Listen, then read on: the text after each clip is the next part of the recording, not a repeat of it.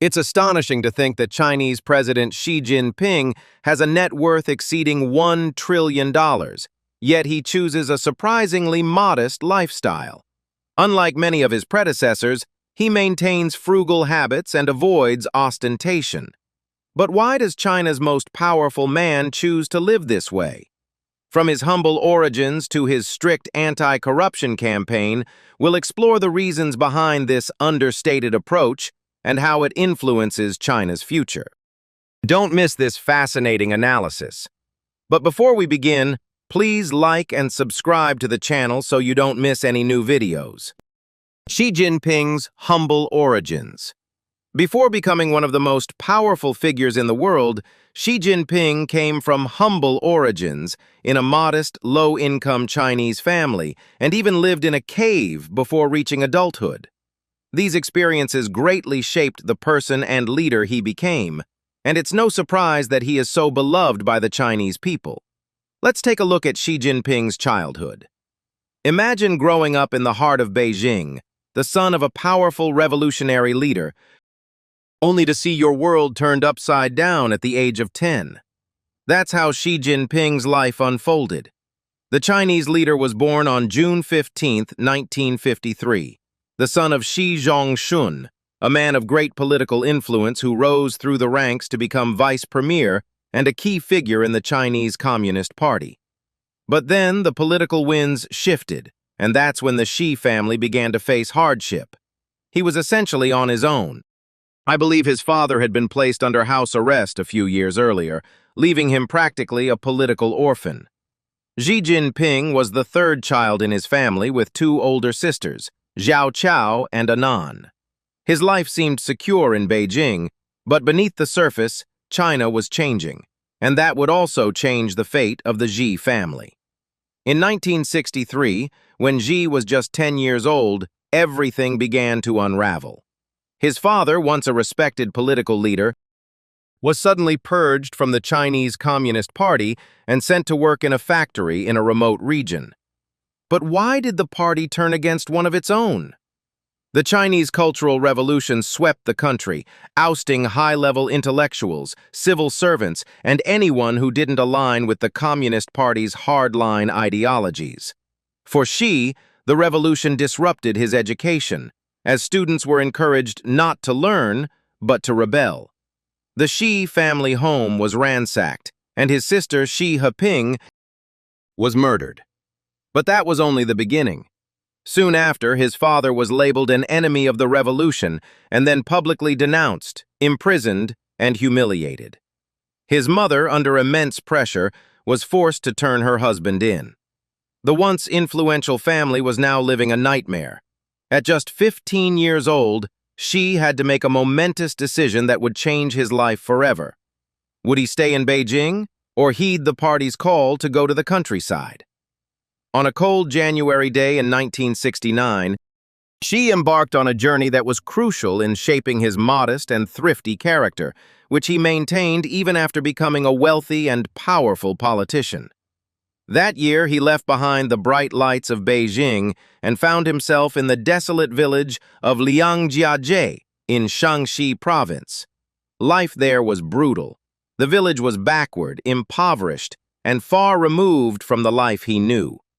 Xi was just a teenager, but he had to grapple with the challenges of rural life, battling fleas, enduring hard labor, and surviving on meager rations. Could someone raised in Beijing adapt to this harsh new life? Adolescence and political awakening. It's almost unbelievable to imagine that the president of all of China spent his teenage years living in a cave in a remote village. Today, the place is being transformed into a theme park-style tourist attraction, as the Chinese leader's past is used to legitimize the Communist Party's rule. Residents of Liangjiajie are often seen telling visitors and tourists stories about the time when a tall, pale teenager worked with them in the fields, slept on a straw mat in a flea-infested cave, and traced his remarkable path from those days to becoming China's president. Xi Jinping shared that his political awakening occurred during his time in this remote village, where he was sent as part of Mao Zedong's campaign to immerse educated urban youth in peasant life. In a 2004 television interview, he reflected on how many of his ideas and characteristics were shaped during those crucial years in Liangjiajie. It was there that he learned altruism and how to strive for the greater good of his people and his country. It was there that he learned to forego luxury and live a more modest life. But it wasn't always this way. For the teenage Xi, the adjustment was anything but easy. After only a few months, the squalor of life in the impoverished village of a few dozen houses was too much for the 15-year-old. Longing for the comforts of home, he ran away. Upon his return to Beijing, his mother informed the authorities, and he was captured, imprisoned during a crackdown, and sent to dig ditches in a labor camp as part of a 6-month re-education program. Eventually, he returned to Liangjiajie, but only after being persuaded by his relatives. Despite the hardships, this experience in the camp would become a defining chapter in Xi's life. Today, the residents of Liangjiajie fondly remember the young Xi Jinping, who worked alongside them during his formative years. They remember him pushing wheelbarrows of sand, tending crops, and helping to build a dam while facing the hardships of rural life. Xi Yuxin, a local resident who joined the Communist Party with Xi in 1974, recalls, "Life back then was very hard. Nobody had enough food and he suffered a lot. He did everything he could to benefit us. Everything he did was for us, the villagers." He remembers the emotional moment when Xi departed, describing how the young leader wept. Xi himself reflects on that fateful day in 1975, noting that he woke up to find the residents waiting outside his cave, not wanting to disturb him. He remembers feeling a deep sense of sadness, admitting, "I cried at that moment. It was only the second time I had cried in 7 years." In recent years, Xi's connection to Liangjiajie has provided a small boost to the local economy. Residents now offer tours in tourist vehicles, sell themed souvenirs, and serve a presidential meal to the thousands of tourists who visit the village each day. A 45-episode drama based in the region is also in production, though it's unclear whether it will specifically portray Xi Jinping's life. During a recent holiday, Liangjiajie attracted more than 30,000 visitors, each paying a nominal fee to see the caves where Xi lived. These caves have been preserved as a tourist attraction, with artifacts such as oil lamps and farming tools reflecting the conditions he faced during his youth. Over time, Xi Jinping gained the trust of the Liangjiajie residents, where he served as the community secretary. At that time, he still lived in a cave, as did many other inhabitants of the region. For 7 years, he immersed himself in rural life, learning about the land and connecting with the farmers in a way few leaders had done before him. This period was crucial in shaping his leadership skills. By 1973, his dedication was no longer unnoticed, and he was tasked with leading social education initiatives in neighboring villages. Despite his growing reputation, he faced the challenge of his father's increasingly problematic political legacy. His applications for membership in the Chinese Communist Party were repeatedly rejected, around 10 times in total, before he was finally accepted in 1974, a testament to his persistence. Once inside the party, Xi quickly began working to make a difference. He introduced biogas technology to address the local fuel shortage, drilled wells, and established cooperatives to improve the local economy. Residents, who initially viewed him as an outsider, began to recognize him as one of their own. However, this was only the beginning of his journey. In 1975, Xi received a significant opportunity when he was recommended to attend Tsinghua University, one of China's most prestigious educational institutions. He earned a degree in chemical engineering, combining academic learning with the practical lessons he had absorbed from his rural experiences, preparing himself to lead a rapidly modernizing China. Xi Jinping's rise from humble cave dwellings to the pinnacle of power reflects a story of transformation, resilience, and survival. His early years laid the foundation for his leadership style and political philosophy, emphasizing the importance of connecting with the people and addressing their needs. A new memorial hall has been established in Xi Jinping's hometown, dedicated to his father, Xi Zhongxun, a prominent figure in the Communist Party.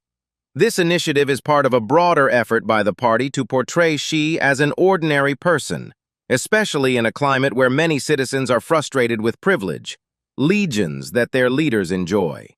Xi Jinping, as the son of a revolutionary hero, is frequently seen as a Red Prince, a term used to describe the descendants of high-ranking Communist Party officials. Despite this context, the narrative of his hardship-filled childhood in Liangjiajie formed the basis of his image as someone who understands the struggles of ordinary people. This chapter of Xi's life was crucial, providing him with valuable lessons about hardship and resilience that would later shape his political ideology. His experiences there are frequently cited as fundamental to his leadership style and his vision for China. The beginning of his political career. In September 1988, Xi Jinping was appointed secretary of Ningde, a remote and underdeveloped region. At the time, Ningde's economy was in dire straits, far worse than the more prosperous cities of Fuzhou and Xiamen. The challenge before him seemed daunting. So what did Xi do? Instead of being discouraged, he began meticulously organizing his thoughts and experiences, eventually compiling them into a book titled Living Out of Poverty. This book was not just theory. It emerged from Xi's practical work fighting poverty and strengthening the local Communist Party in Ningde. But this was only the beginning. In May 1990, the Fujian Provincial Committee of the Communist Party of China made it clear that it had bigger plans for him. Xi was transferred to Fuzhou, a major city, as secretary of the municipal committee. His rise was beginning to gain momentum. In 1997, Xi was appointed an alternate member of the 15th Central Committee of the Communist Party of China. The Communist Party of China released some highlights from the four-day meeting.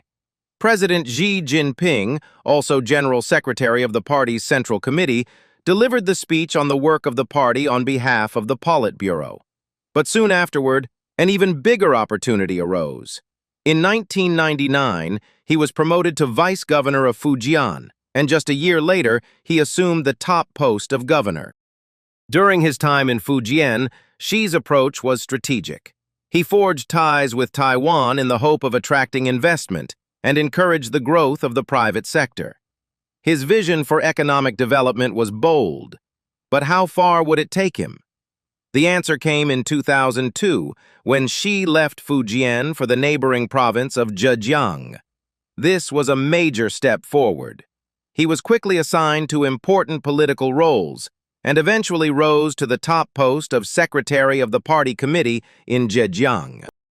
This marked his first time holding such a powerful provincial position. Under his leadership, Zhejiang's economy boomed, achieving an astonishing 14% annual growth rate. But Xi didn't just focus on economic success.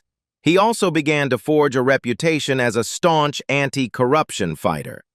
His uncompromising stance against corrupt officials had a major impact across China, attracting the attention of the country's top leadership. From 2004 to 2007, his closest advisor during that period was Li Qiang, who served as his chief of staff, solidifying a strong political bond between the two. But his story didn't end there. In September 2006, the political landscape shifted again. The party secretary in Shanghai, Chen Liangzhu, was dismissed following a major corruption scandal involving a pension fund. It was a scandal that rocked the nation, and someone had to step in to restore order. That's when Xi Jinping entered the scene. By March 2007, he had already been transferred to Shanghai and had become the new party secretary. His time in Shanghai was short, just 7 months, but they were crucial. His strategy in Shanghai was simple: keep a low profile, avoid controversy, and strictly adhere to party discipline. He even declined a special train that the Shanghai authorities had arranged to transport him between Shanghai and Hangzhou, reminding everyone that such privileges were reserved only for national leaders. His dedication to the rules earned him respect, and his focus on party unity was clear. There would be no mass layoffs under his watch, despite the scandal that had brought down his predecessor. Xi knew exactly how to follow the party line and maintain an overview of the situation. So, what did all this mean for Xi Jinping's future? It was becoming increasingly clear that his pragmatic discipline and anti-corruption image were winning him the trust of China's top leaders. What would come next for the man who quietly but steadily had risen through the political ranks? Anti-corruption campaign. Xi Jinping's anti-corruption campaign, which began shortly after he assumed the post of General Secretary of the Chinese Communist Party in 2012, had a profound impact on Chinese politics. Xi Jinping secured a historic third term as Party General Secretary. Aimed at tackling corruption at all levels of government, the campaign targeted both lower-ranking officials, known as flies, and elite authorities, called tigers. China's leader, Xi Jinping, launched an aggressive campaign. Xi Jinping launched an anti-corruption campaign, promising to eradicate what he called tigers and flies, all of them. This marked a significant shift toward greater discipline and accountability within the party, enabling Xi to consolidate power and reshape China's political landscape.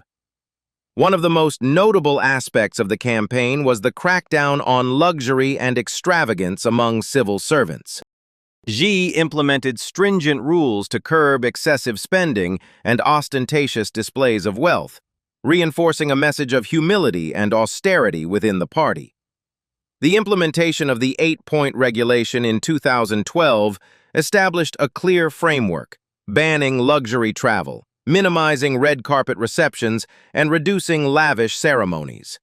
The campaign led to the investigation and punishment of tens of thousands of civil servants, from local bureaucrats to high-level leaders such as Zhou Yongkang, a former member of the Politburo Standing Committee. Zhou Yongkang is suspected of a serious disciplinary violation and is the highest-ranking official to be investigated. Many high-profile figures received prison sentences. The former security chief, Zhou Yongkang, was sentenced to life imprisonment in a secret trial.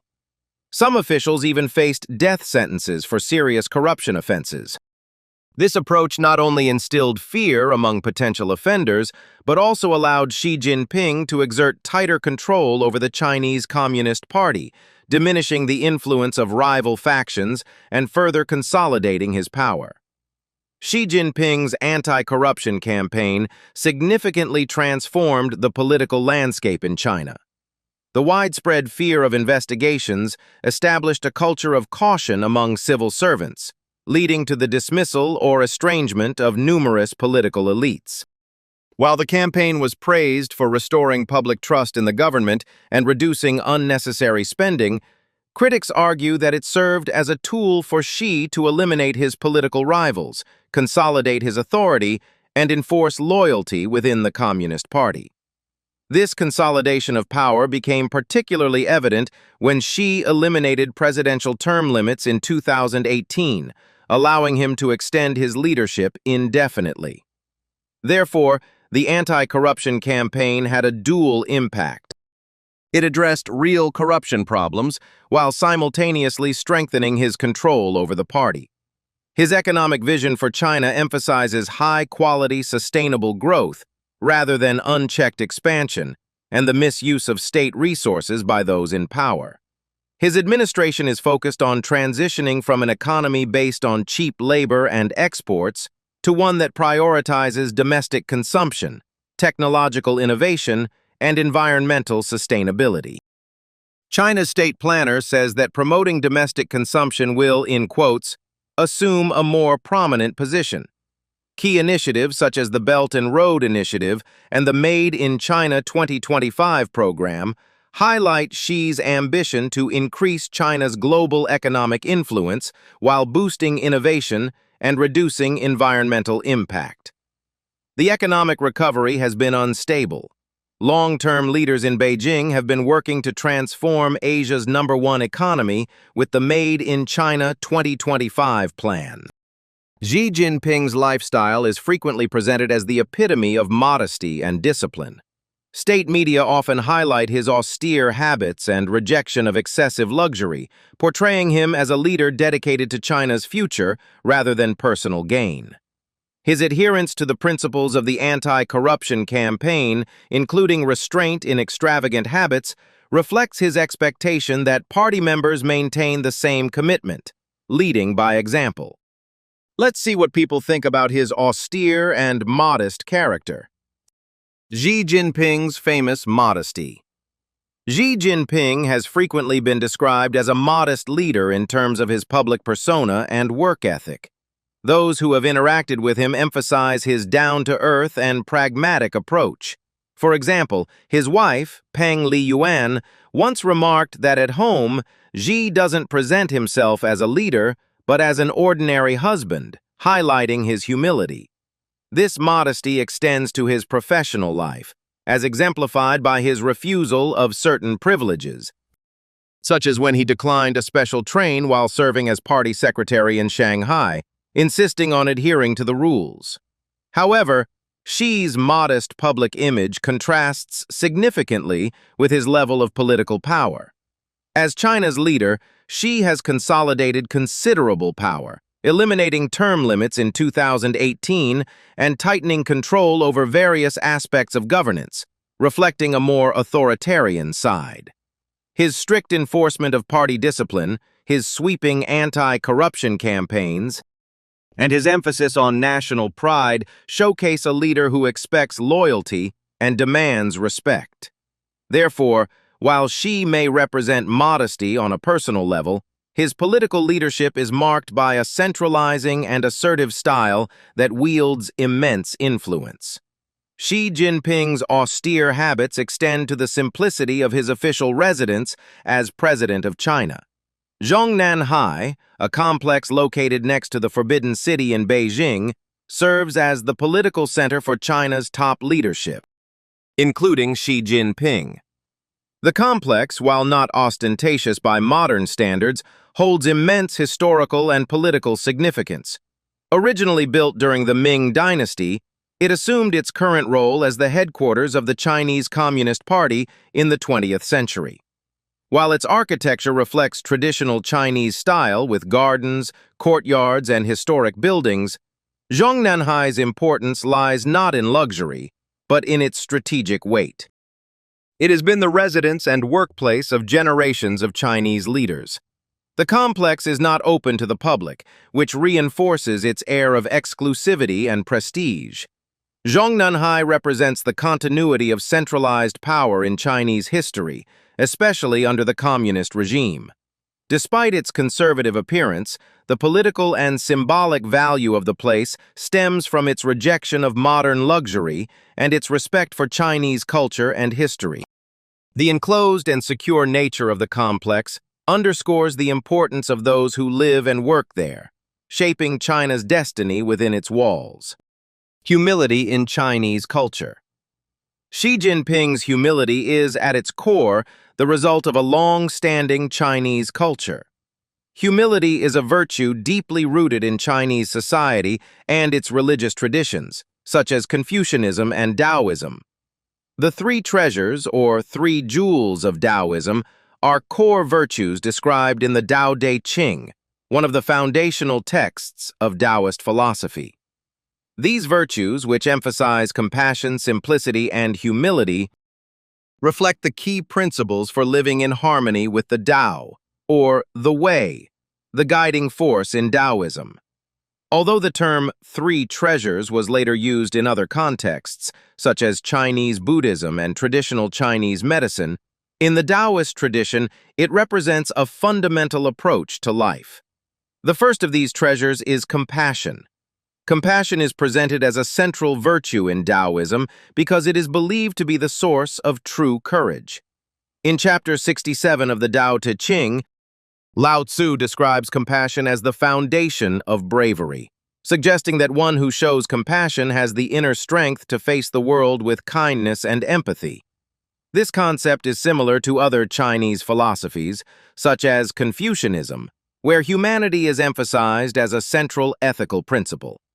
In the Taoist sense, compassion is not only a personal virtue, but also a means of interacting with others in a way that fosters mutual understanding and peace. The second treasure is frugality, which means simplicity, moderation, and a rejection of excess. Taoism teaches that living in alignment with the Tao involves following the natural order, essentially promoting a simple and modest lifestyle. By embracing frugality, waste is avoided and resources are preserved, just as in nature. The third treasure is humility, expressed as not daring to be first in the world. This idea reflects the Taoist principle of avoiding the spotlight and resisting the impulse to dominate others. Lao Tzu warns against the dangers of pride and arrogance, emphasizing that those who lead by example do so not by placing themselves above others, but by stepping back and allowing everyone to thrive. In this way, humility is considered a protective force that safeguards the individual. It avoids unnecessary conflicts and allows one to live in harmony with the Tao. Together, these three virtues form the practical moral guidelines of Taoism. Compassion promotes connection and kindness. Frugality ensures stability, and humility allows one to live without ego or lust for power. Thus, the three treasures offer a path for those seeking to live a balanced, wise life in harmony with the natural world. With so much wealth and power at his disposal, do you think Xi Jinping's humility is truly a personal choice or part of a broader political strategy? How does this approach impact his public image and the future of China? Leave your opinion in the comments section. And if you enjoyed the video, don't forget to like, share, and subscribe to the channel. Thanks for watching, and until next time.